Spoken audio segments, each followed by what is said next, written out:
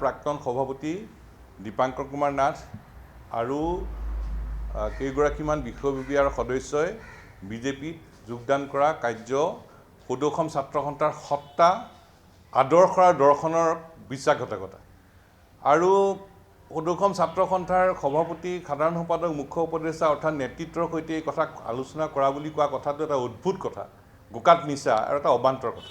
সদৌ অসম ছাত্ৰ সন্থা হ'ল ভাতৃত্ববোধ আৰু বুজাবুজিৰে পৰিচালনা হোৱা এটা সংগঠন। সদৌ অসম ছাত্ৰ সন্থাত সদায় বুজাবুজি আৰু ভাতৃত্ববোধেৰে এই সংগঠনটো পৰিচালনা হয় আৰু এই বুজাবুজি ভাতৃত্ববোধেৰেই শক্তিশালীভাৱে ছাত্ৰ সন্থা পৰিচালনা হৈ আহিছে, হৈ থাকিব। আছুৰ 1% লোক প্ৰাক্তন লোক ৰাজনীতিলৈ যায়, 99% ক'ত আছে? এই ব্যাখ্যা মই দিলোঁৱেই। আৰু এই 99% সমাজৰ বিভিন্ন স্তৰত যি দক্ষতাৰে সফলতাৰে নেতৃত্ব দি আহিছে, এই ধাৰাটোকে আমি আগুৱাই লৈ যাম। আছুৰ পৰা আকৌ কোনোবা যাব নেকি বিজেপি কংগ্ৰেছলৈ বা ভৱিষ্যত দিনত এইদৰে বিশ্বাসঘাতকতা নকৰিবৰ বাবে কিবা টুইট কৰা হ'ব নেকি?